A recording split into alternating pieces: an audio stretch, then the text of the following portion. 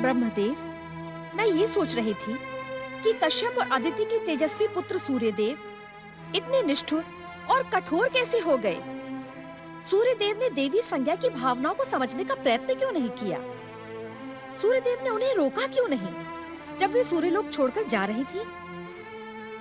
अब तो मुझे भी देवी संज्ञा के आरोप सत्य दिखाई दे रहे हैं। भले ही देवर्षि नारद ने अपनी चतुराई से देवी संज्ञा के आरोपों को खंडित कर दिया हो, परंतु इसमें सत्यता तो है ही। अर्थात आप त्रिदेव भी यही सोचते हैं कि यदि सूर्यदेव रुष्ट हो गए तो? ये तुम क्या कह रही हो देवी? मैं सत्य कह रही हूँ स्वामी। देवी संज्ञा अपनी बात को दृढ़ता से ना कह सकी, परंतु ये बात सत्य है कि सूर्यदेव की तेजस्विता के कारण आप सभी देवता देवी संज्ञा के विरुद्ध अन्याय कर रहे हैं। यह मिथ्या आरोप है देवी। सूर्यदेव तेजस्वी हैं। उनके प्रचंड प्रकाश से संसार को गति मिलती है, इसमें कोई संदेह नहीं। किंतु इस कारण हम त्रिदेव उनकी कठोरता के विरुद्ध कुछ करने के इच्छुक नहीं। यह असत्य है। तो आप सूर्यदेव को उनकी निष्ठुरता और देवी संज्ञा के प्रति किए हुए अन्याय के लिए प्रताड़ित करेंगे? नहीं देवी सरस्वती, देवी संज्ञा के प्रति सूर्यदेव के व्यवहार में निष्ठुरता और अन्याय मुझे दिखाई नहीं देता। देवी संज्ञा ने आशंका और भ्रम से अपने जीवन को दुविधा के दलदल में धकेल दिया है। उनके जीवन में जो दुर्घटना घटी है उसकी वे उत्तरदायी स्वयं है। देवी सरस्वती, देवी संज्ञा का सूर्यलोक और सूर्यदेव को त्यागना अनुचित है। मैं जानती हूँ ब्रह्मवाक्य संसार का अटल सत्य है, इसलिए बिना शंका आशंका के मैं आपकी बात को सत्य मान लेती हूँ। परंतु अब क्या होगा? अब तो आपके ही मानस पुत्र देवर्षि नारद ने देवी संज्ञा को भागवत की भक्ति का मार्ग दिखा दिया है। तो क्या आप परम भागवत श्री हरि विष्णु देवी संज्ञा के कष्टों का अंत करेंगे? मैं जानता हूं देवी, इस समय ज्ञान विज्ञान की स्वामिनी देवी सरस्वती नहीं, अपितु आपके भीतर समाई हुई एक नारी बोल रही है। एक नारी का दुख, कष्ट, अपमान और तिरस्कार देखकर आपका नारित्व मुखरित हो गया है। किंतु सोचिए, क्या हम त्रिदेव अथवा तुम त्रिदेवियां आपसी सहमति के बिना कोई काम करते हैं? ये मेरे प्रश्न का उत्तर नहीं हुआ ब्रह्मदेव। ये तुम्हारे ही प्रश्न का उत्तर है। हम त्रिदेव ब्रह्मा विष्णु महेश की आपसी और सांकेतिक सहमति के बाद हमने संज्ञा को नारद के माध्यम से भागवत भक्ति का मार्ग दिखाया है।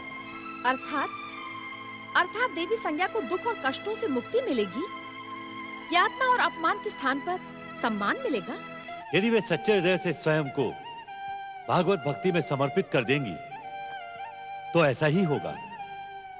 तुम तो जानती ही हो कि हम त्रिदेव और त्रिदेवियां अपने भक्तों को कभी निराश नहीं करते।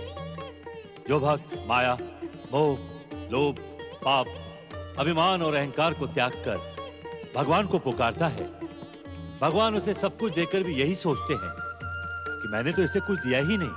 परंतु ब्रह्मदेव, आप निश्चिंत रहें देवी सरस्वती। देवी संज्ञा के मन में उठता भ्रमजाल अवश्य नष्ट होगा। वे भागवत भक्ति की गंगा में भीगकर सत्य को पहचानेंगी। दूसरी ओर सूर्यदेव भी घटनाओं का पुनर्मूल्यांकन करके अपने कर्तव्य को समझेंगे। परंतु क्या ब्रह्मदेव? आप कहते कहते रुक क्यों गए? कहिए स्वामी। तुम्हारी आशंका अनुचित है देवी। जो कुछ मैंने कहा है वही सत्य है, पर इस सत्य के सत्य होने से पहले सूर्यदेव और संज्ञा के जीवन में एक नहीं अनेकों विचित्र घटनाएं जन्म लेंगी और इन विचित्र घटनाओं का अंत संज्ञा की भागवत भक्ति के साथ होगा। जय श्री हरि, जय श्री हरि, जय श्री हरि, जय श्री हरि, जय श्री हरि, जय श्री हरि, जय श्री हरि, जय श्री हरि, जय श्री हरि, जय श्री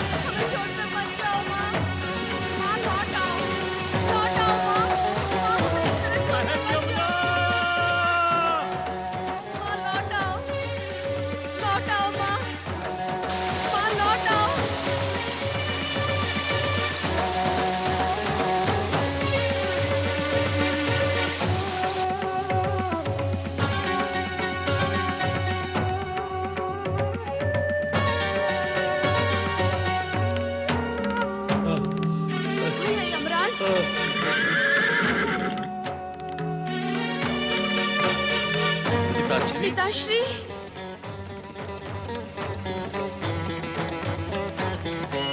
पिता सूर्यदेव, हमारी प्रिय माता कहाँ है?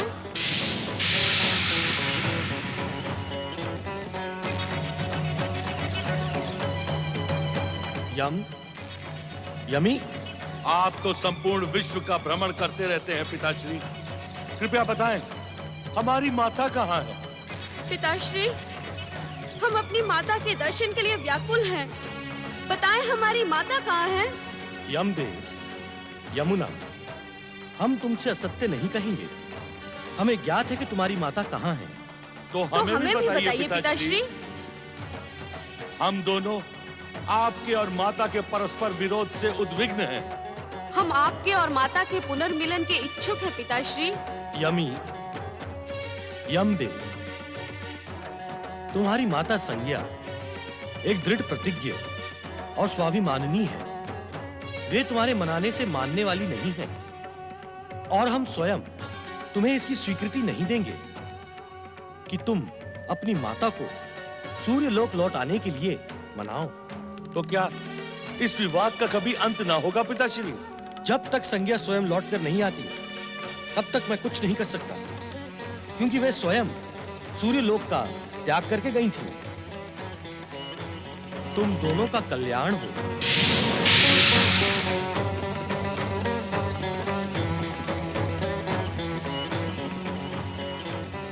ओम हरि ओम, ओम हरि ओम,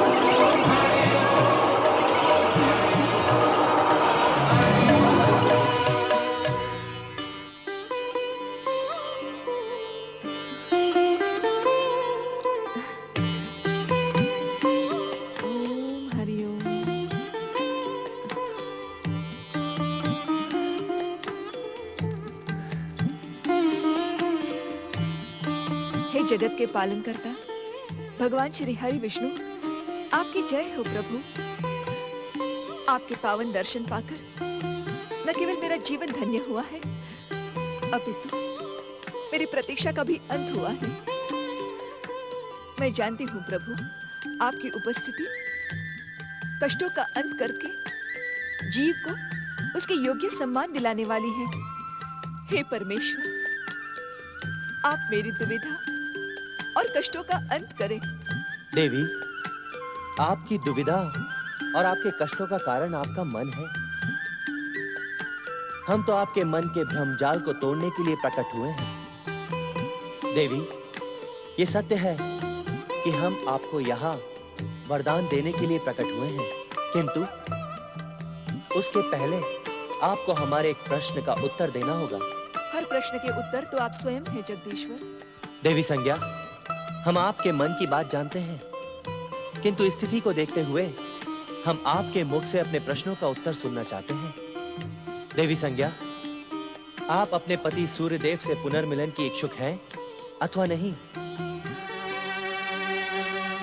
देवी, सूर्यदेव के प्रति आपके मन में समाये भय से हम अनजान नहीं हैं, किंतु आपने अपनी सोच और कल्पना को आकार देकर उस भय को भयानक बना दिया है। देवी, हम इसी समय अपनी दिव्य वैष्णवी शक्ति से उस भय को समाप्त कर देंगे और उसके बाद आप स्वयं अपने पति से मिलने के लिए उत्सुक हो जाएंगी।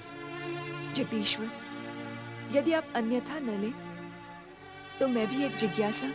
पूछिए, अवश्य पूछिए। इस समय आपकी हर जिज्ञासा का अंत करना हमारा कर्तव्य है। निसंकोच पूछिए। क्या आपकी दिव्य वैष्णवी शक्ति के प्रभाव से मेरे पति सूर्यदेव के मन से मेरी उपेक्षा के भाव का अंत भी होगा? अवश्य, अवश्य होगा। किंतु आपको इसके लिए भिन्न प्रकार की तपस्या के साथ साथ सूर्यदेव से पुनर्मिलन की प्रतीक्षा करनी होगी देवी। हे जगत पालक, मुझ दुखियारी नारी के कल्याण के लिए आप जो कुछ भी उचित समझे वही करें।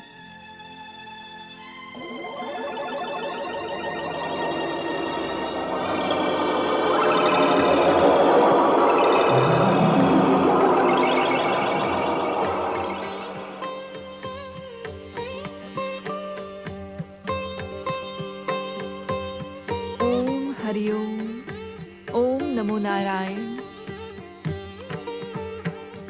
देवी संज्ञा के शरीर से आकार प्राप्त करने के कारण संसार आपको देवी छाया के नाम से आदर प्रदान करेगा। मेरे लिए क्या आज्ञा है जगदीश्वर? वर्तमान और भविष्य को आपसे बहुत अपेक्षाएं हैं देवी। आपको कई महत्वपूर्ण कार्यों को संपादित करना है, किंतु सबसे पहले आपको सूर्यलोक जाकर सूर्य देव के प्रेम को संतुष्ट करना है देवी। जो आज्ञा जगदीश्वर।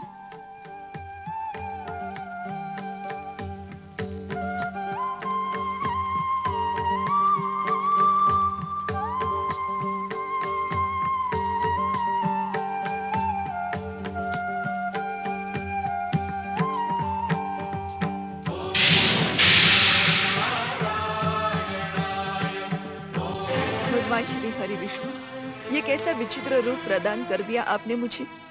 ये मेरे किन पापों का दंड है जगदीश्वर। क्या अब मुझे जीवन भर इसी प्रकार अश्विनी के रूप में रहना होगा?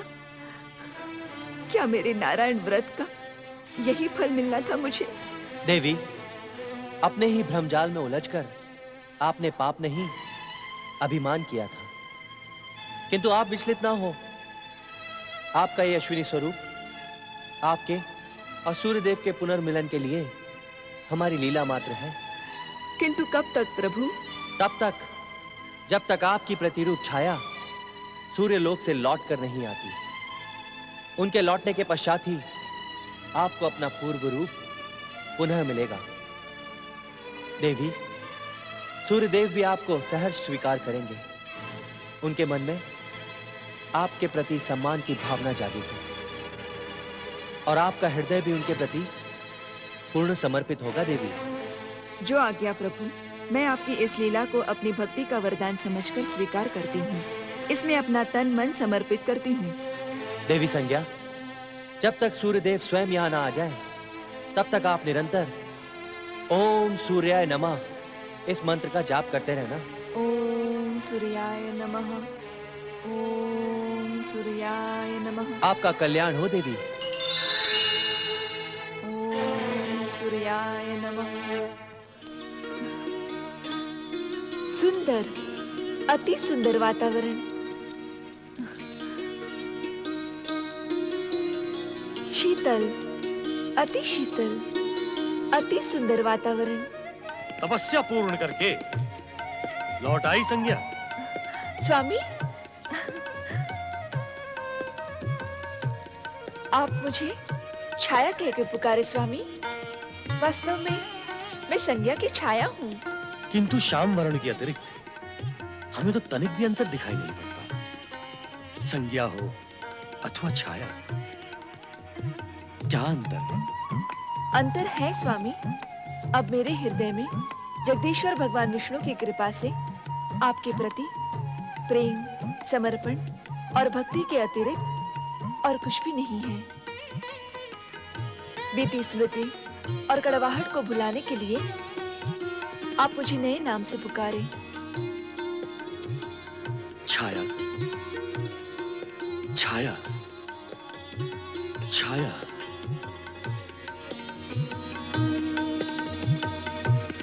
हम दोनों की प्रेम रस धारा से सूर्यलोक का वातावरण अधिक प्रफुल्लित हो जाएगा। हमारे प्रेम से जीवन के नवीन सत्य की कल्पना साकार हो उठेगी। तुम्हारे स्वभाव का ये अंतर देखकर हम अत्यंत प्रसन्न हुए छाया।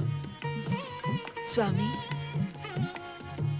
जिस प्रेम और समर्पण के हम आकांक्षी थे वो हमें प्राप्त हो गया। आओ छाया, हमारे प्रेम से शून्य हृदय को अपने निर्मल प्रीत से भर दो।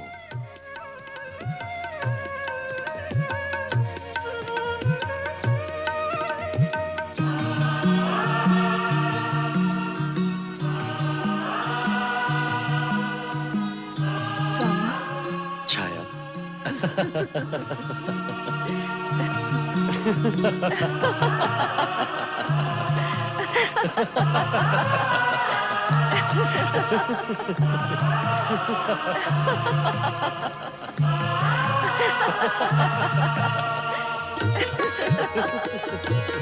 भागवत कृपा से संज्ञा के नए रूप छाया ने सूर्यदेव को अपने प्रेम से संतुष्ट कर लिया। फिर क्या हुआ स्वामी? प्रेम की इस बयार से सूर्यलोक ही नहीं, अभी तो समस्त संसार महक उठा। और देखते ही देखते छाया सूर्यदेव के 2 बच्चों की माता बनी। शनिदेव और तपति, ये 2 नए सदस्य आने से सूर्यलोक प्रसन्न हो उठा। प्रकृति के दिव्य नियमानुसार तथा शिवेच्छा से शनि और तपति जन्म लेने के साथ ही युवा हो गए। पुत्र शनि, पुत्री तप्ती, मेरे समीप आओ।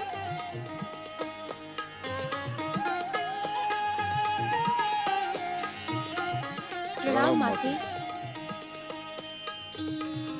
पुत्र शनि, कहाँ भ्रमण करते रहते हो? कभी भी अपने माता के समीप नहीं आते। माते, मैं आकाश में एक और खड़ा अपने पूज्य पिताश्री के निरंतर भ्रमण करते रथ को देखता रहता हूँ। वे समस्त ग्रहों को बल और तेज प्रदान करते हैं माते। हाँ पुत्र, तुम्हारे पिता संसार के सन्मुख अपनी कर्तव्य निष्ठा का आदर्श है। संसार की भांति तुम्हें भी अपनी कर्तव्य निष्ठा की शिक्षा उनसे प्राप्त करना आवश्यक है। नहीं माते, मैं क्षमा के साथ कहने का इच्छुक हूँ कि मेरे पूज्य पिताश्री मेरी घोर उपेक्षा करते हैं। अर्थात कि जब मेरे शनि लोक को तेज प्रदान करने की बारी आती है, तब पिताश्री उपेक्षा से अपना मुंह घुमा लेते हैं। इसी कारण माते, शनि लोक में अंधकार है। माते, मेरे पिता का मेरे प्रति ऐसा व्यवहार क्यों माते? भ्राताश्री सत्य कह रहे हैं माते। क्या ये पिताश्री का शनि लोक के प्रति अन्याय नहीं है? मुझे स्वामी की तुम्हारे प्रति उपेक्षा का आभास है पुत्र, किंतु कारण समझ में नहीं आता। वे मेरे पुत्र के प्रति उपेक्षा का व्यवहार क्यों करते हैं? मेरे साथ भी ऐसा ही है माते। पिताश्री ने मुझे भी कभी पिता का प्रेम प्रदान नहीं किया।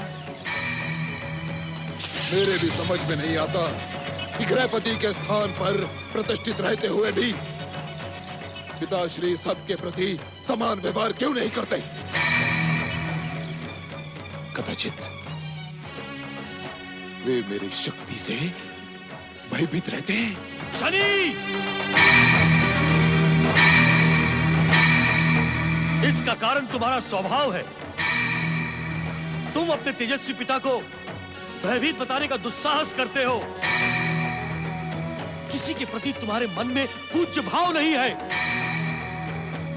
क्या देवराज इंद्र, देवगुरु बृहस्पति को तुम सम्मान की दृष्टि से देखते हो?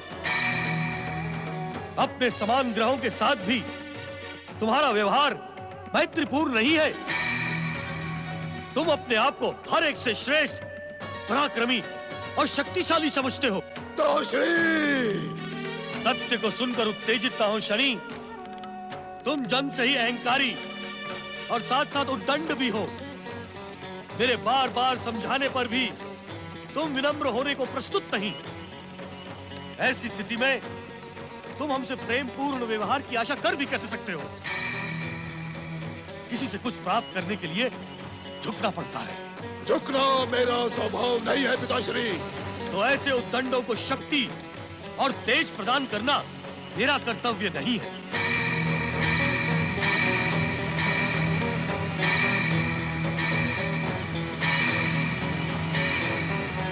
स्वामी, स्वामी, शनिदेव को इस प्रकार प्रताड़ित करना अनुचित है। उचित और अनुचित का भेद मुझे भली भांति ज्ञात है। मुझे शिक्षा देने का दुस्साहस ना करो। पिताश्री, आप अपने मर्यादाओं का उल्लंघन करके मुझे विद्रोह के लिए विवश कर रहे हैं पिताश्री। मुझे भली भांति ज्ञात है कि आपने मेरी माता छाया, मुझे और मेरी बहन तप्ती को कभी सच्चा प्रेम प्रदान नहीं किया। शनि! सत्य को सुनकर उत्तेजित क्यों हुए?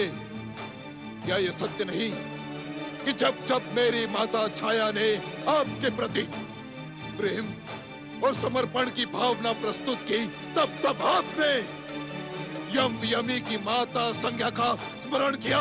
यह सत्य है, मिथ्या आरोप है। तुम्हारी कोई भी विवाहता नहीं है। यही संज्ञा है, यही छाया है शनि।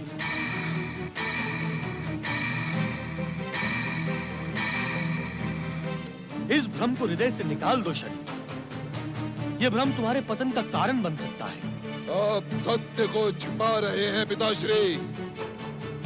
यह कितनी लज्जा की बात है कि समस्त संसार को सत्य से प्रकाशित करने वाले सूर्य देव स्वयं असत्य के अंधकार में डूबे हुए हैं। अपने पिता का अपमान करने वाले दुष्ट, लज्जित तेरा होना आवश्यक है। तू सूर्य लोक में रहने के योग्य नहीं है। हम तेरा मुख भी देखने के इच्छुक नहीं हैं। शीघ्र ओझल हो जा हमारी दृष्टि से। आप ये क्या कह रहे हैं स्वामी? पिता की संपत्ति पर पुत्र का अधिकार होता है। ऐसे दुष्ट, दुस्साहसी और अहंकारी पुत्र का कोई अधिकार नहीं होता।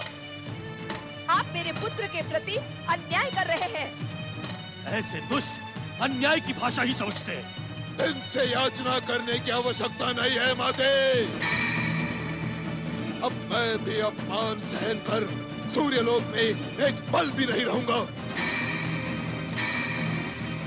इनके साथ रहना अपने आप को अपमान और प्रताड़ना में ढकेलने के समान होगा। किंतु सूर्य के प्रकाश के बिना मुक्ति भी तो नहीं। शनि लोक में तो मुक्ति है। हाँ, तुम उसी अंधकार पूर्ण वातावरण में रहने के योग्य हो। तो आप भी स्पष्ट सुन लीजिए पिताश्री। मैं भी भ्राताश्री के साथ सूर्यलोक का त्याग कर दूंगी। इसके लिए मैं तुम्हें धन्यवाद दूंगा।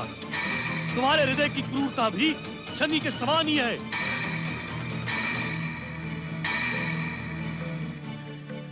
यदि आप मेरे पुत्र और पुत्री को अपमानित करके सूर्यलोक से निकाल रहे हैं, तो मुझसे प्रेम और आदर की अपेक्षा कैसे कर सकते हैं? माते, यदि आपके मन में हम दोनों के प्रति रेश भर भी स्नेह शेष है, तो अपमान के इस वातावरण से निकल चलो माते। मैं स्वयं तुमको सूर्यलोक लौटने के लिए मनाने नहीं गया था।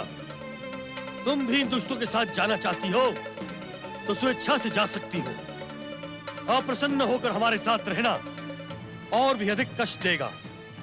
माते, तुम्हें हमारी शपथ, सूर्यलोक का त्याग करो और चलो हमारे साथ। अभी हमारे लिए सूर्यलोक नहीं, शत्रुलोक बन चुका है माते। चलो चलो माते, इस शत्रुलोक में अब एक पल भी रहना असंभव है।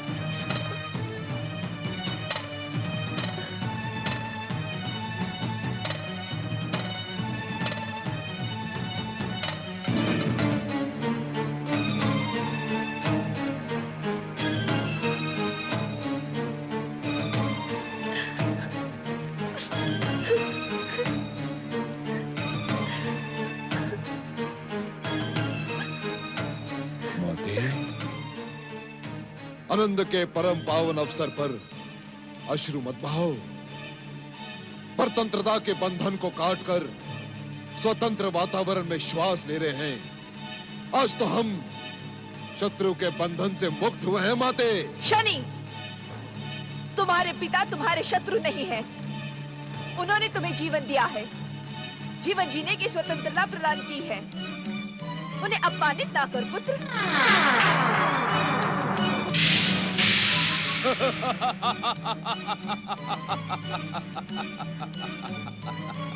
वो अपमानित करने के योग्य ही है देवी छाया। उस अहंकारी सूर्य के साथ किसी की भी नहीं बनती, सभी के साथ अनबन रहती है, जैसे शनिदेव के साथ हुई है। राहु, तुम यहाँ इस समय? उचित अवसर पर उचित बात कहने के लिए ही मैं संसार में विख्यात हूँ। तुम्हारे पिता सूर्य देव की तुम्हारे प्रति शत्रुता मैं जन्म से निहारता आ रहा हूँ। मुझे ज्ञात था शनिदेव कि तुम्हारे जैसा गौरवशाली ग्रह उस अहंकारी सूर्य देव के साथ अधिक समय तक नहीं रह सकता। वो पग पग पर तुम्हें अपमानित कर रहा था। बुद्धिहीन राहु, तू मेरे महान पति को अपमानित करने का दुस्साहस कैसे कर सकता है? वे समस्त ग्रहों के अधिपति हैं। उनका स्थान सबसे अधिक श्रेष्ठ है।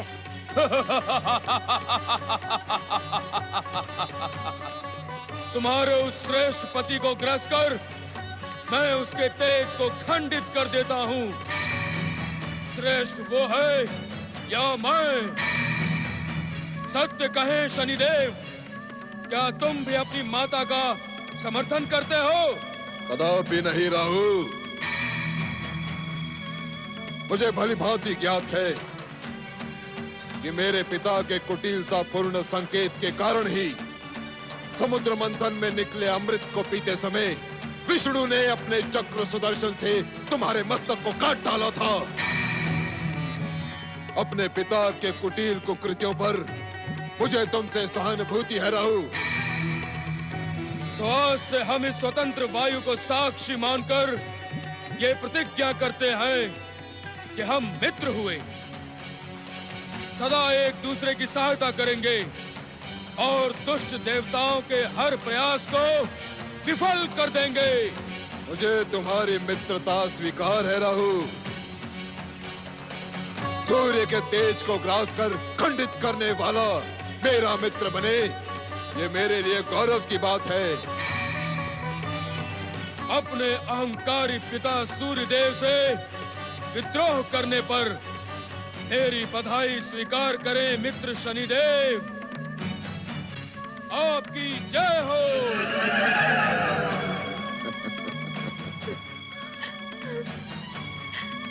दुखी मत हो मां। मेरे साथ चलकर शनि लोक में निवास करो। सत्य तो यह है कि केवल तुम्हारे प्रेम के कारण मैं आज तक बिना इच्छा के सूर्य लोक में रहता रहा, किंतु अब रिक्त पड़े शनि लोक में हम तीनों रहेंगे मां। चलिए।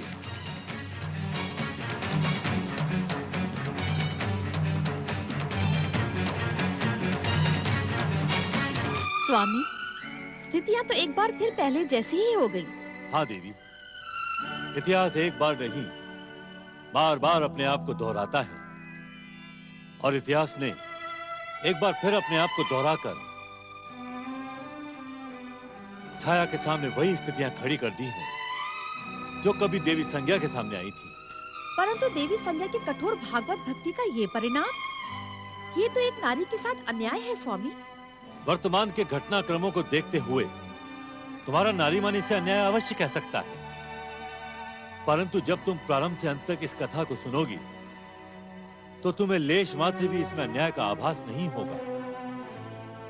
ये घटनाएं अपनी गति और शिवेच्छा के साथ एक ऐसे पड़ाव की ओर बढ़ रही हैं जहां इन घटनाओं में जन्मी दुर्घटनाओं का अंत स्वयं ही हो जाएगा और प्रेम का शाश्वत फूल खिलेगा। तब तो आप शीघ्र ही मुझे ये कथा अंत तक सुनाएं कि शनिदेव के साथ तप्ती और छाया शनिलोक पहुंची, तब क्या हुआ? नीली आभा से युक्त शनिलोक का वातावरण विचित्र ध्वनियों आर्तनाद स्वरों और कराहती हुई पुकारों से भरा हुआ था।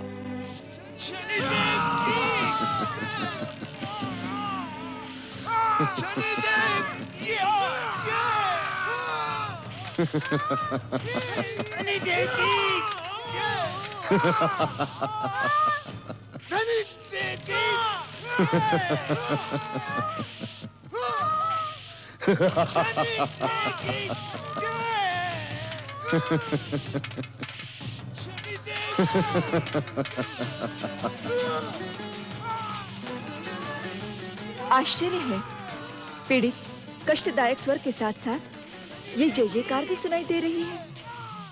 पुत्र शनि, ये स्वर किनके हैं और इन्हें कष्ट क्यों दिया जा रहा है? माते आप ही बताएं कि ये स्वर किसके हो सकते हैं। तप्ती तुम ही बताओ, इन्हें कष्ट क्यों दिया जा रहा है?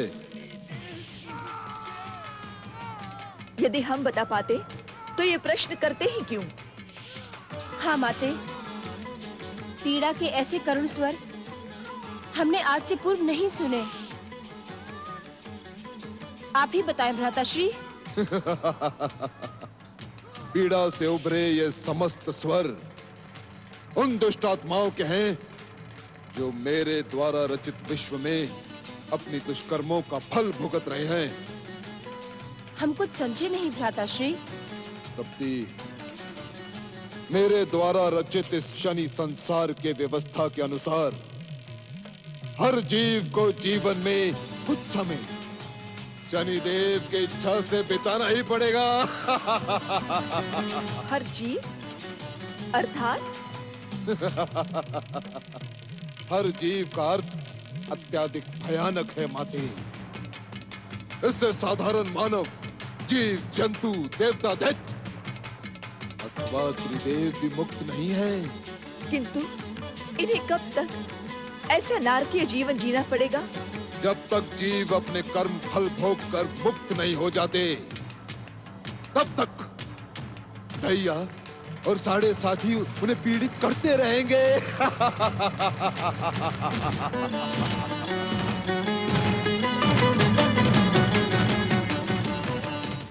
तक जीव अपने कर्म फल भोग कर मुक्त नहीं हो जाते, तब तक दैया और साढ़े साथी उन्हें पीड़ित करते रहेंगे। मैं उनसे तुम्हारा परिचय करवाता हूँ। दैया, साढ़े साथी, आज्ञा। कर्म के अनुसार फल देने वाले शनिदेव, आज्ञा। मेरी माता और मेरी बहन का स्वागत करो। शनिदेव की पूज्य माता श्री एवं प्रिय बहन श्री की जय जय जय। पुत्र शनि, दैया, साढ़े साथी, ये तुम्हारे कौन हैं? ये दोनों मेरी इच्छा मात्र से जन्म लेने वाले हैं माते। ये संसार इनसे शनिदेव की पनौती के रूप में परिचित है। ये भैया, किसी भी जीव का जीवन चक्र 2.5 वर्ष तक मेरी इच्छा से संचालित करता है, और ये साढ़े साथी 7.5 वर्ष तक। किंतु तुम्हारा शनि लोक त्रिदेवों की सृष्टि से भिन्न है शनि। हाँ माते, त्रिदेवों की सृष्टि से हमारा ये शनि संसार पूर्णतया भिन्न है। यहाँ त्रिदेव अथवा सूर्यदेव जैसी शक्ति भी हस्तक्षेप नहीं कर सकती माते। यहाँ शनिदेव के इच्छा का शासन है। शनिदेव द्वारा निर्मित न्याय व्यवस्था है। आज्ञा विधाता शनिदेव की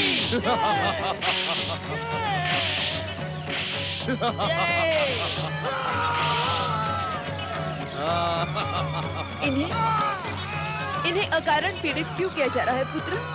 माता, इन पर प्रहार अकारण ही नहीं किया जा रहा। आप इनकी दुष्टता से परिचित नहीं हैं। धृष्टता कैसे पुत्र? इन प्राणियों ने अपने जीवन में शनि की दशा आने पर कर्म करना ही छोड़ दिया माते, और शनि देव को दोष देना प्रारंभ कर दिया। ऐसा क्यों पुत्र? शनिदेव के भय के कारण माते। ये मूर्ख समझते हैं कि शनि की दशा जीवन चक्र में आने पर सर्वनाश होगा। क्या ये सत्य है भ्राताश्री?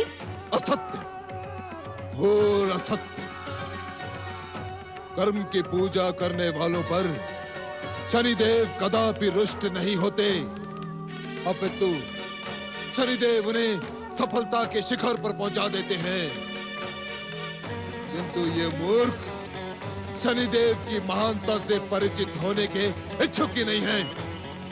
इसी कारण इन्हें इतने भयानक अत्याचारों का सामना करना पड़ रहा है।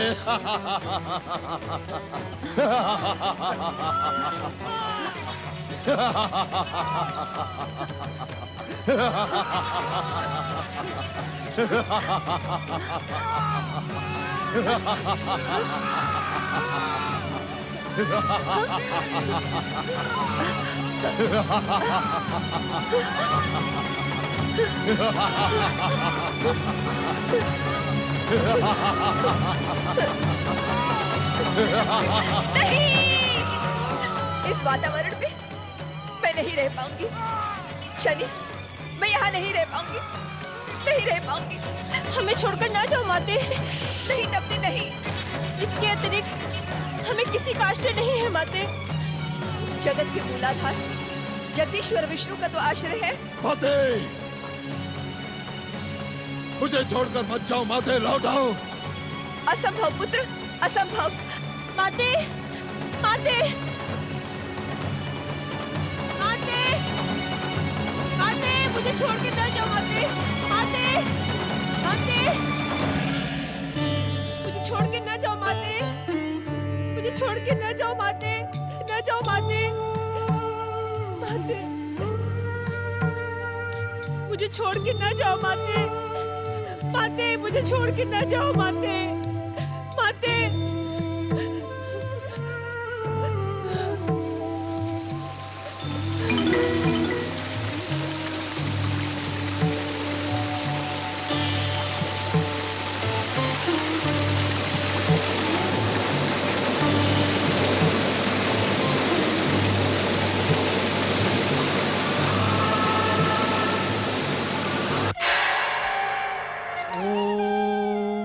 शिवाय। नारायण नारायण। परमपिता। नारद, पिता सूर्यदेव के प्रति पुत्र शनिदेव के चेतावनी भरे स्वर सुनकर तुम विचलित हो गए। नारायण नारायण। परमपिता, शनिदेव के वो स्वर सुनकर कोई भी विचलित हो सकता है। सब में और तुम में कुछ अंतर है नारद। तुम हमारे मानस पुत्र और त्रिदेवों के प्रिय पार्षद हो, तुम्हें विचलित होना शोभा नहीं देता। क्षमा करें परमपिता, कृपया आप मुझे क्षमा करें। मैं अपनी उत्तेजना के लिए आपसे क्षमा मांगता हूँ। नारद, क्षमा में वो शक्ति है जो व्यक्ति को श्रेष्ठता की शिखर तक पहुंचा सकती है। जो झुकना जानता है वही तनकर खड़ा हो सकता है। जो झुकेगा नहीं, तनकर खड़ा हो जाएगा, वो तूफान के एक ही झोंके में भूमि पर आ गिरेगा। नारायण नारायण। परमपिता, यदि आज्ञा हो तो एक प्रश्न। एक नहीं नारद, तुमने हमें अपनी भक्ति और क्षमा भावना से प्रसन्न किया है। तुम इस समय हमसे जो भी प्रश्न पूछोगे हम तुम्हें संतुष्ट कर देंगे। नारायण नारायण। परमपिता, प्रश्न तो एक ही है। सूर्यदेव जैसे सरल और तेजस्वी व्यक्ति के परिवार में क्रूर और कठोर पुत्र का जन्म क्यों परमपिता, क्यों? नारद, तुम्हारा प्रश्न तो एक है पर अर्थ अनेक है। नारद, सारे संसार की सेवा करके सारे संसार को प्रकाशित करने वाले सूर्य ने अपने नित्य कर्मों के कारण अपने परिवार पर अधिक समय नहीं दिया। इस कारण सूर्यदेव के परिवार में यम, यमी, शनिदेव और तप्ती जैसे उग्र स्वभाव वाले बच्चे जन्मे। नारायण नारायण। परंतु परमपिता, इन बच्चों की उग्रता का प्रभाव सूर्यलोक की सीमा से बाहर निकल चुका है। इन बच्चों की उग्रता संसार को। नारद, तुम अपनी विचलित कल्पना को स्वर न दो। सूर्यदेव के ये बच्चे संसार को सत्य का एक नया मार्ग भी दिखाएंगे। नारायण नारायण। परमपिता, वो कैसे? जहां मृत्यु और यम नियमों के भय से प्राणियों को भयभीत करके यमदेव भक्ति और सत्कर्म का संदेश प्रचारित करेंगे, वही शनिदेव संसार वासियों के भाग्यों का न्याय करके उन्हें सच के मार्ग पर चलने के लिए विवश कर देंगे। यह अब तक के प्रचारित मार्गों से सबसे अधिक विपरीत मार्ग है। परमपिता, क्या संसार इस मार्ग को स्वीकार करेगा? प्रारंभ में तो उन्हें विरोध सहना होगा, आरोप प्रत्यारोप का सामना भी करना होगा, पर समय के साथ पृथ्वीवासी इस सत्य को स्वीकार करेंगे कि यम नियमों एवं शनिदेव के मार्ग उन्हें सत्य और भक्ति की ओर उसी तरह ले जाते हैं जिस तरह धर्म के अन्य मार्ग। तब तो संसार में इनकी भी कीर्ति स्थापित होगी। शिवेच्छा से इनकी कीर्ति तो इनके जन्म के साथ ही स्थापित हो चुकी है नारद। नारायण नारायण। परमपिता, सूर्यदेव के परिवार के भविष्य का क्या होगा? नारद, अश्वनी के रूप में श्री हरि विष्णु की आज्ञा से की जा रही देवी संज्ञा की सूर्य आराधना कभी विफल नहीं होगी। उसका सुपरिणाम सूर्यदेव के भावी जीवन को प्रेम की मधुरता से भर देगा।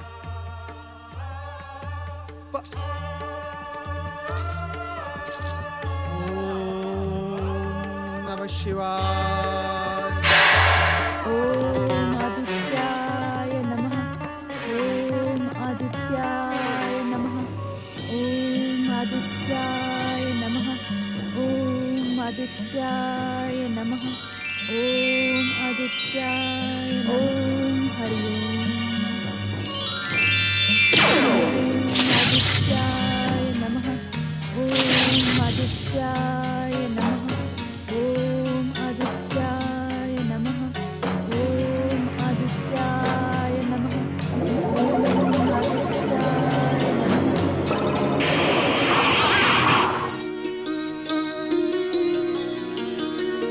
स्वामी,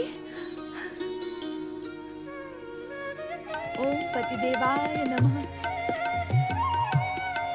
मेरे अपराधों को क्षमा करते हुए मुझ अभागन पर दया करने आप प्रकट हुए स्वामी। मैं धन्य हुई, मैं धन्य हुई। तुम्हारी तपस्या से मैं प्रसन्न हुआ देवी संज्ञा। अपनी इच्छा अनुसार वरदान मांगो। आपके परम पावन प्रेम के अतिरिक्त मुझे और किसी वरदान की आवश्यकता नहीं है स्वामी। प्रिय, इतनी लंबी तपस्या के पश्चात वरदान को प्राप्त करना तुम्हारा मूल अधिकार है। यदि जब तब व्रत के फलस्वरूप वरदान ना मिले तो भविष्य में भला कौन इसका पालन करेगा? अपने कल्याण का कोई भी निश्चित वरदान तुम्हें हमसे पाना ही होगा। स्वामी, यदि वास्तव में आप मेरे कल्याण का वरदान देने के इच्छुक हैं, तो ऐसा वरदान दे कि आज के पश्चात आपकी ये चरण दासी संज्ञा कभी आपके चरणों से दूर न रहे।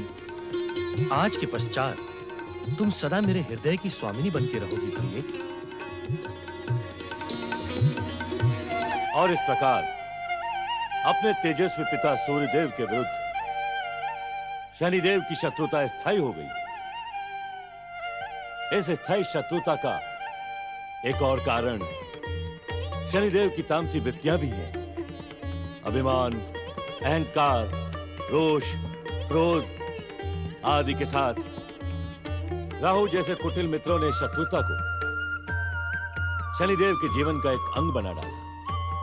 परंतु ब्रह्मदेव, शनिदेव जैसे महाहठी के सामने तुम्हारे इस किंतु परंतु का कोई लाभ नहीं होने वाला। वे जानबूझकर इस सत्य को स्वीकार करने के इच्छुक नहीं कि वे जिस देवी संज्ञा को अपनी विमाता समझ रहे हैं, उसी में उनकी विलीन माता छाया समाई हुई। स्वामी, मैं आपसे एक प्रश्न करूं? अवश्य देवी। आप तो सृष्टि के रचयिता हैं, प्राणियों के भविष्य का निर्धारण करते हैं। आपके मुंह से निकला हुआ वाक्य अटल सत्य माना जाता है, तो आप स्वयं ही शनिदेव के मन से इस भ्रम का अंत करके पिता और पुत्र में मित्रता क्यों नहीं करवाते? शनि का हृदय परिवर्तन असंभव है। बाल्यकाल से ही उसके हृदय में अपने पिता सूर्य के प्रति शत्रुता के भाव भर गए। संरक्षण और श्रेष्ठ संस्कारों के अभाव में पले बड़े शनिश्चर के मन से ईर्ष्या, द्वेष तथा मिथ्याभिमान कभी समाप्त नहीं होंगे। अर्थात पिता पुत्र की यह शत्रुता? हाँ देवी, पिता तथा पुत्र की शत्रुता का कभी कोई अंत नहीं होगा। तो क्या सृष्टि के अंतिम दिन तक शनिदेव इसी प्रकार सबका अहित करते रहेंगे? देवी, सूर्यपुत्र शनिश्चर पे तुम्हारा यह आरोप अनुचित है। शनिदेव सभी का अहित करते हैं, यह सत्य नहीं है। अपने महान पिता सूर्य के शत्रु शनि अनेकों के परम मित्र भी हैं। जैसे दैत्य गुरु शुक्राचार्य और दैत्य सेनापति राहु? नहीं देवी, शुक्राचार्य राहु के अतिरिक्त इस संसार में निष्ठा से कर्म की पूजा करने वाले और सत्कर्म करने वाले प्राणियों को शनिश्चर की महान कृपा प्राप्त होती है। चकित होने की आवश्यकता नहीं है देवी सरस्वती। विश्वेश्वर भगवान शिव की सृष्टि के लिए जितनी आवश्यकता सूर्यदेव की है, उतनी ही शनिदेव की भी है। अर्थात पिता पुत्र की इस स्थायी शत्रुता को विधाता और त्रिदेवों की भी सहमति प्राप्त है। तुम्हारी इस बात को हम इस प्रकार स्वीकार कर सकते हैं कि नियंता की इच्छा के बिना इस संसार का एक भी कण इधर से उधर नहीं होता। अब इससे पहले कि ये प्रसंग यहीं समाप्त हो जाए, हम आपसे एक प्रश्न करना चाहते हैं ज्ञान विज्ञान की देवी। स्वामी, आज ही आप कैसी उल्टी गंगा बहा रहे हैं? आप तो स्वयं ही संसार के हर रहस्य और हर प्रश्न का उत्तर है, फिर मुझसे ये प्रश्न कैसा? देवी, ये प्रश्न इस कथा से जुड़ा है। मैं चाहता हूं कि ज्ञान विज्ञान की देवी सरस्वती मेरे इस प्रश्न से संसार को इस कथा का मूल रहस्य समझाए। यदि ये प्रश्न संसार के कल्याण से जुड़ा है, तो मैं अवश्य इस प्रश्न का उत्तर देने का प्रयास करूंगी स्वामी। मैं तुमसे केवल इतना पूछना चाहता हूँ देवी कि तुम इस कथा से संसार को क्या समझाना चाहती हो? केवल इतना ही स्वामी कि जहाँ पर प्रेम और समर्पण हो, वहाँ पर शंका आशंका की सभी संभावनाओं को त्याग देना चाहिए। माता के मन का प्रभाव बच्चों के भविष्य पर पड़ता है और इसीलिए माता का मन सदैव प्रसन्नचित्त और आदर्श से भरा रहना चाहिए, जिससे आने वाले बच्चों का भविष्य भी संस्कारों और आदर्शों की सुगंध से महकता रहे। तुम धन्य हो देवी, तुमने इस कथा को आदर्श परिवार और माता के स्वभाव से जोड़कर अपनी विद्वता का परिचय दिया है। मुझे विश्वास है कि आज के बाद इस कथा को सुनने और जानने वाली हर स्त्री अपने मन को प्रफुल्लित रखते हुए आदर्श के पथ पर आगे बढ़ेगी। पिता पुत्र की इस घोर शत्रुता की रहस्यमयी कथा ब्रह्मदेव से सुनकर देवी सरस्वती ने इस कथा का संबंध जन्म लेने वाले पुत्र और माता के स्वभाव से जोड़कर मातृत्व प्राप्त करने वाली हर स्त्री को सचेत किया। भगवान शिव की इस सृष्टि में परिवर्तन की धारा वर्तमान को, भूतकाल एवं भविष्य को वर्तमान बनाते हुई अदृश्य के नव निर्माण की ओर बढ़ रही है। हमारी ये शिव कथा भी अपनी उपकथाओं के साथ नई नई कथाओं को जोड़ती हुई एक ऐसी कथा को जन्म दे रही है जिनसे सृष्टि संरचना में निहित लोकहित और जन कल्याण को प्रोत्साहन मिलता रहे। कथा परिवर्तन के इस परिदृश्य में स्वर्ग लोक के पवित्र वातावरण में जन्मे 3 नवीन पात्रों का प्रवेश हो रहा है। देवराज इंद्र और देवराज्ञी शची के पुत्र जयंत, पुत्री जयंती तथा देवगुरु बृहस्पति के पुत्र कच्छ। देखो बहन जयंती, बृहस्पति आश्रम आ गया। पहले मैं पहुंचूंगा। नहीं भ्राता जयंत, पहले मैं पहुंचूंगी। ओम नमः शिवाय, ओम नमः शिवाय, ओम नमः शिवाय, ओम नमः शिवाय, ओम नमः शिवाय, ओम नमः शिवाय, ओम नमः शिवाय। ओम नमः शिवाय। ओम नमः शिवाय। ओम नमः शिवाय। ओम नमः शिवाय। ओम नमः शिवाय। ओम नमः शिवाय। ओम नमः शिवाय। ओम नमः शिवाय। ओम नमः शिवाय। देवगुरु बृहस्पति, देवगुरु, देवताओं के उद्धारक देवगुरु बृहस्पति, कहाँ हैं आप? पधारिए देवराज। देवरागी, गुरु बृहस्पति के आश्रम में आपका हार्दिक स्वागत है। जयंती, तुम लोग यहाँ क्या कर रहे हो? देवरागी, जयंती आपको स्वर्गलोक में कहीं मिले या न मिले, मेरे पास अवश्य ही मिल जाएंगे, क्योंकि कच्छ जयंत की मित्रता के आकर्षण से बहन जयंती भी यहाँ खिंची चली आती है। हाँ माता, स्वर्ग में हमारे आयु वर्ग का अन्य कोई साथी नहीं है। हाँ माता, प्रायः सभी देवगण पिता श्री की आयु के हैं और कच्छ हमारा परम प्रिय सखा भी है। माता, हम सब मिलकर यहाँ पर भगवान शिव की आराधना कर रहे थे। हाँ माता, हमारा मित्र कच्छ अपने पिता के समान ज्ञानी, चतुर, योग्य एवं परम शिव भक्त है। हमें इसका साथ अत्यंत प्रिय लगता है। देवराज, ये तो इन दोनों का बड़प्पन है कि स्वर्ग सम्राट के पुत्र पुत्री होते हुए भी मुझ जैसे साधारण व्यक्ति के प्रति इतना स्नेह रखते हैं, अन्यथा मैं इस योग्य कहाँ? तुम साधारण व्यक्ति नहीं हो कच्छ, तुम हमारे देवगुरु बृहस्पति के सुपुत्र हो। तुम्हारा व्यक्तित्व निस्संदेह आकर्षक है, क्यों देवराज?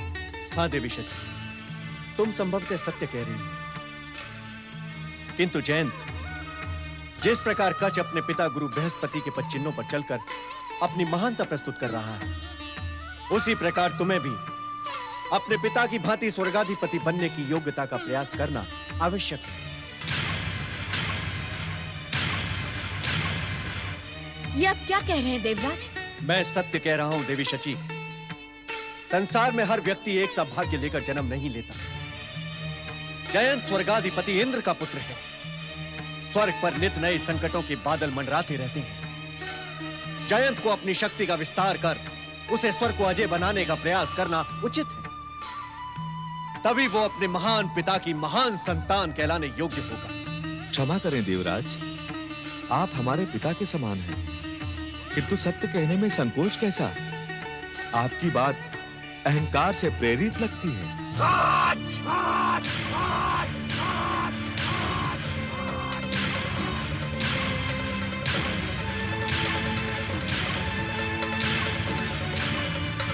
मैं सत्य कह रहा हूं देवराज। सत्य सदैव कटु होता है। इस बात का दूसरा पक्ष ये भी है कि मित्र जयंत परम शक्तिशाली योद्धा होने के साथ-साथ संकट के किसी भी बादल को परास्त करने की क्षमता रखता है। कच्छ! ना तो मैं तुझसे कोई शिक्षा प्राप्त करने आया हूं और ना ही अपने पुत्र की योग्यता का प्रमाण पत्र बनवाने। यदि तुम देवगुरु बृहस्पति के पुत्र और जयंती के मित्र ना होते तो तुम्हें हमारे अपमान का दंड अवश्य मिलता। देवराज, मेरी बात को अन्यथा न लें। मेरा प्रयोजन आपको कष्ट पहुंचाने का नहीं था। मैं तो मात्र सत्य कहने का प्रयास कर रहा था। असत्य को बार-बार दोहराकर सत्य बनाने का प्रयास ना करो कच्छ, अन्यथा इसका परिणाम बहुत भयानक होगा। तुम हमारे दंड एवं क्रोध के भागीदार बनोगे। इस संसार के समस्त दंड भगवान शिव शंकर की इच्छा से निर्धारित किए जाते हैं। यदि मैंने उनकी दृष्टि में अपराध किया होगा तो मुझे दंड अवश्य मिलेगा। कच्छ! तुम स्वर्गाधिपति के समक्ष उनकी महान सत्ता को स्वीकार करने का दुस्साहस कर रहे हो। नहीं देवराज, मैं विधि के विधायक भगवान शिव शंकर की सर्वोपरि सत्ता का स्मरण करवा रहा हूं।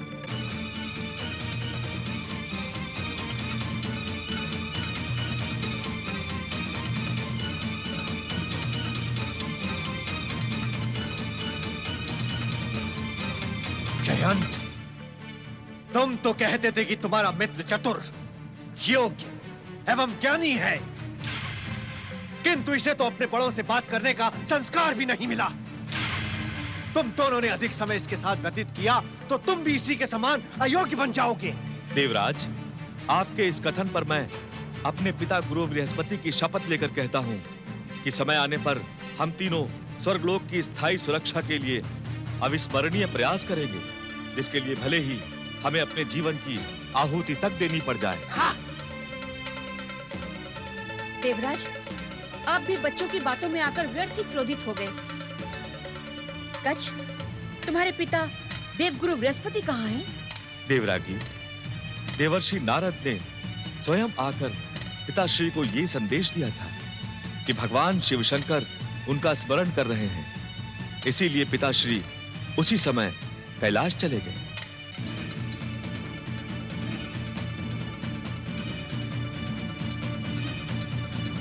भगवान शिव को भला देवगुरु बृहस्पति से परामर्श लेने की क्या आवश्यकता पड़ गई? मैं पुनः क्षमा का प्रार्थी हूँ देवराज। भगवान शिव शंकर सभी को आदेश अथवा उपदेश के लिए ही बुलाते हैं, परामर्श के लिए नहीं। तुम सत्य कह रहे हो कच्छ। देवराज, आप क्रोध में भाषा पर संयम और शब्दों के प्रयोग में भूल कर जाते हैं। देवी,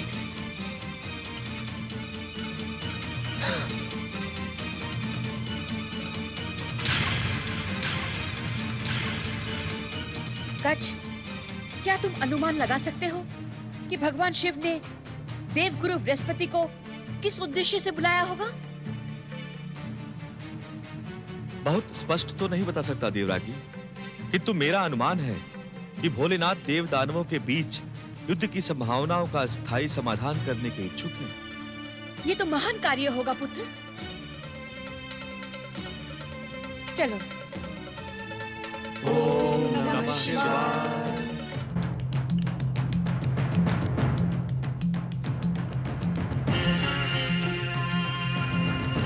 देवगुरु बृहस्पति, दैत्य गुरु शुक्राचार्य, आप दोनों आज संभवतः पहली बार एक साथ कैलाश आकर आश्चर्यचकित हुए, यह हम जानते हैं।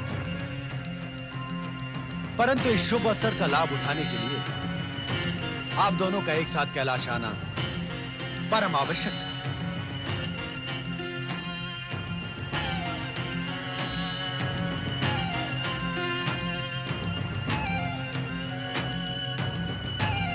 हमारे कथन पर आप दोनों के आश्चर्य और उत्सुकता से यही प्रतीत होता है कि आप शुभ अवसर का तात्पर्य नहीं समझे।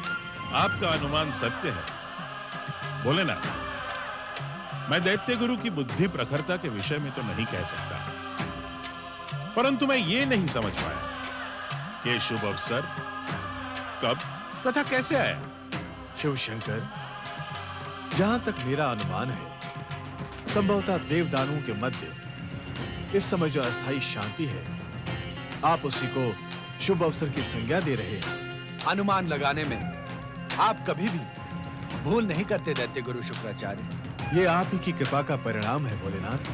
क्या देव दानवों के इस अस्थायी शांति को आप दोनों मिलकर स्थायी शांति नहीं बना सकते? हमारी इच्छा है कि आप दोनों स्थायी शांति के लिए सफलतम प्रयास करें। शिव शंकर, हम भली भांति जानते हैं कि स्वाभाविक शत्रुता को स्थायी मित्रता में परिवर्तित करना कोई सरल कार्य नहीं है, परंतु यह कठिन कार्य आप दोनों विद्वान गुरु मिलकर ही कर सकते हैं।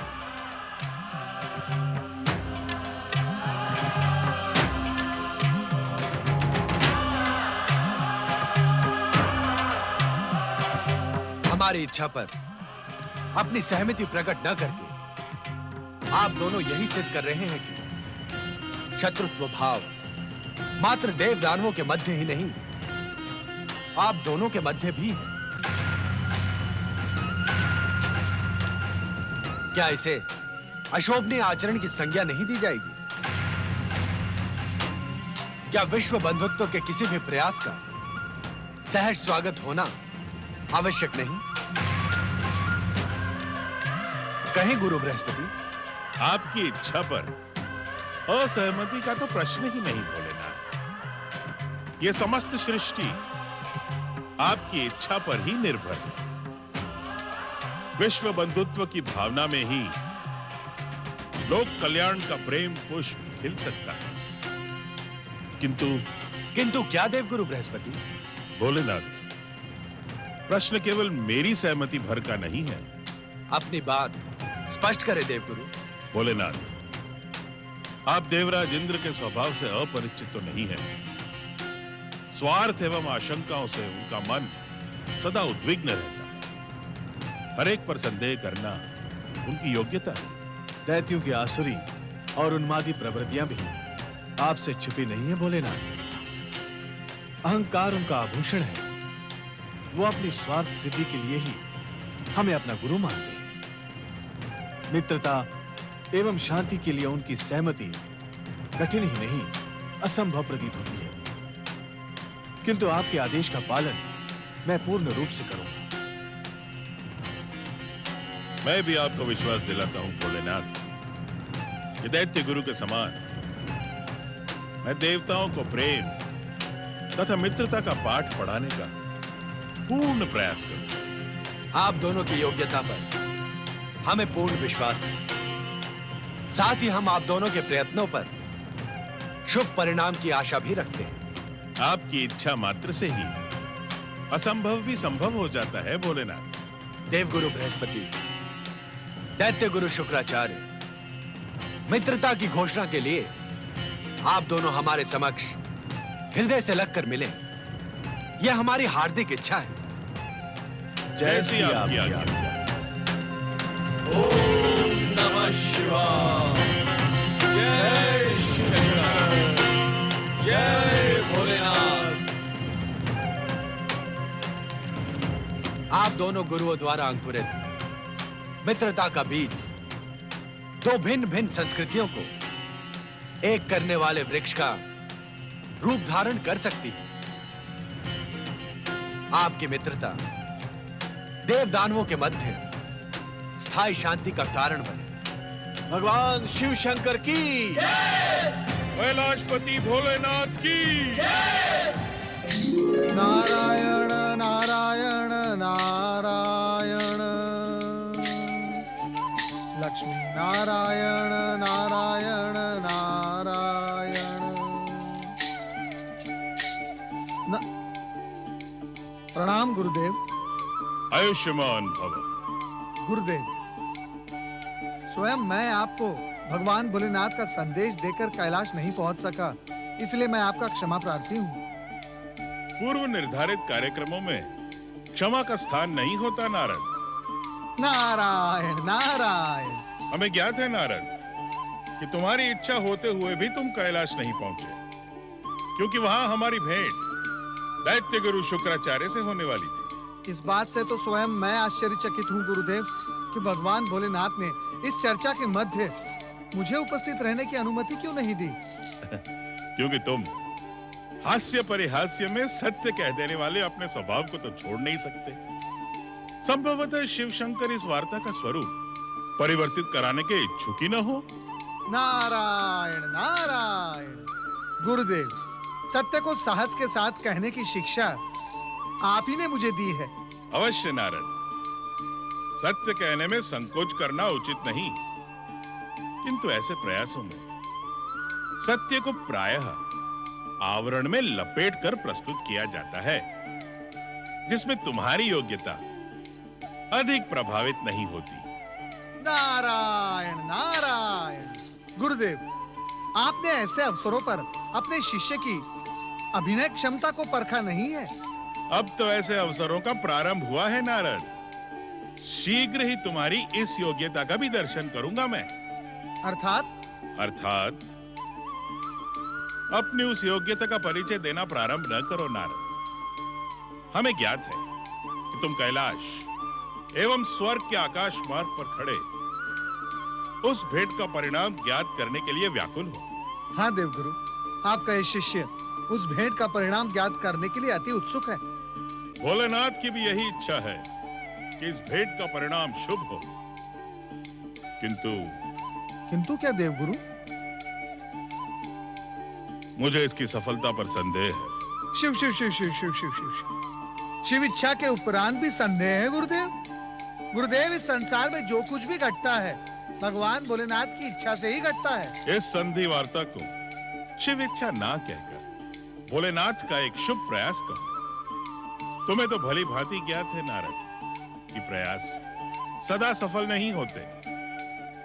ये ज्ञात होते हुए भी हम इसे सफल बनाने का पूर्ण प्रयास करेंगे। नारायण नारायण। किंतु शुक्राचार्य?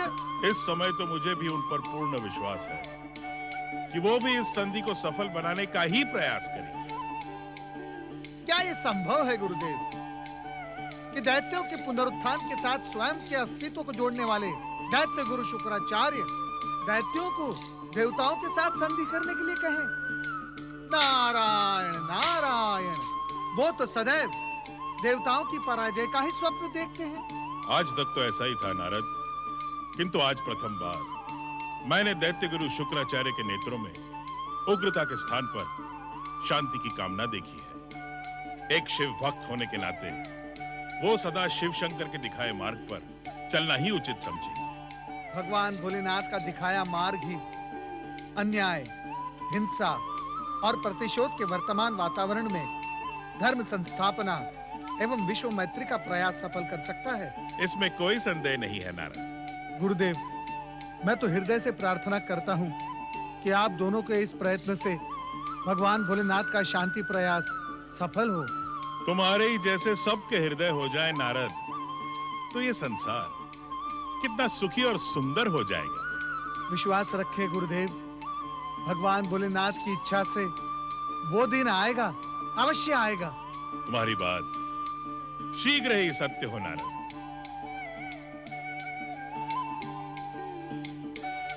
नारायण नारायण। अधीन दैत्य राज नमुची का वंशज महाबली महासुर अपने राज दरबार में प्रवेश करता है। दैत्य कुल शिरोमणि नमुची के वंशज महाबली दैत्यराज महासुर की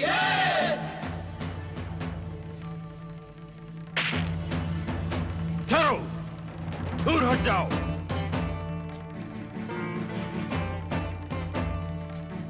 विद्रुपासुर, आज्ञा दैत्यराज। जानते हो हमारी पकड़ से छूटकर असुर शक्ति का प्रतीक ये खड़क क्यों गिरा? इतना तो नहीं जानता दैत्यराज, किंतु ये शुभ संकेत नहीं है। मूर्ख, शुभ अशुभ तो वीरों की भुजाओं में होता है। हम महाबली हैं, प्रत्येक अशुभ को शुभ में बदलना अच्छी तरह जानते हैं। क्षमा करें असुरराज। क्षमा की कोई आवश्यकता नहीं। खड़क के गिरने का कारण बताओ।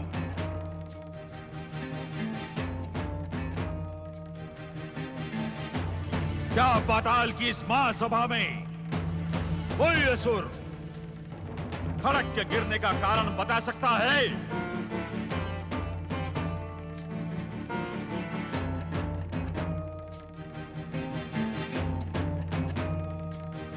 महाबली महासुर के हाथों से खड़क का गिरना एक संकेत है। संकेत? हाँ, संकेत। कैसा संकेत दैत्यराज? संकेत इस बात का है कि हम दैत्यों की तलवारों ने बहुत दिनों से शत्रु देवताओं का रक्त नहीं पिया है, इसीलिए ये व्यग्र हो रही हैं। हम सब भी व्यग्र हैं दैत्यराज। तुम्हारी व्यग्रता का कारण है ये विद्रुपासुर। क्षमा असुरराज, क्षमा। पृथ्वी और पाताल के दैत्य वीरों को एकत्र कर असुर महासेना के निर्माण के हमारे आदेश का पालन अभी तक क्यों नहीं हुआ? क्या हमारी व्यग्र तलवार की प्यास अपने रक्त से बुझाने की इच्छुक हो? असुरराज, दैत्यों की एक महान सेना तो पृथ्वी लोक में कब से आपके आदेश एवं पृथ्वी आगमन की प्रतीक्षा कर रही है। ये शुभ समाचार हमें पहले क्यों नहीं दिया गया? क्योंकि पहले मैं आपको दैत्य गुरु शुक्राचार्य का संदेश सुनाने का इच्छुक था। परम पूज्य दैत्य गुरु शुक्राचार्य का संदेश अवश्य ही हम असुरों के हित में होगा। इसलिए विद्रुपासुर, शीघ्र अतिशीघ्र दैत्य गुरु शुक्राचार्य का महत्वपूर्ण संदेश कहो। कहो विद्रुपासुर, कहो। दैत्य गुरु शुक्राचार्य ने किसी आवश्यक योजना पर विचार विमर्श करने के लिए आपको अपने आश्रम में आमंत्रित किया है महाबली। आवश्यक योजना? क्या हो सकती है वो आवश्यक योजना? क्षमा करें असुरराज, इस विषय में दैत्य गुरु ने कोई संकेत नहीं दिया। कितनी बार क्षमा मांगोगे तुम? कितनी बार? देखो, ये मूर्ख हमें दैत्य गुरु का संदेश देने आया है, किंतु इसे स्वयं ज्ञात नहीं कि संदेश क्या है। असुरराज, दैत्य गुरु शुक्राचार्य तो सदैव शत्रु देवताओं की पराजय के लिए व्यग्र रहते हैं। संभवतः इस समय आपको बुलाने के पीछे यही कारण हो। हाँ, तब तो हम शीघ्र ही दैत्य गुरु के दर्शन कर उनके आशीर्वाद एवं इच्छा के साथ पृथ्वी और स्वर्ग पर एक साथ आक्रमण करेंगे। हमारा उद्देश्य है पृथ्वी, पाताल और स्वर्ग पर एक छत्र असुर साम्राज्य की स्थापना। दैत्यराज महासुर की, दैत्य गुरु शुक्राचार्य की।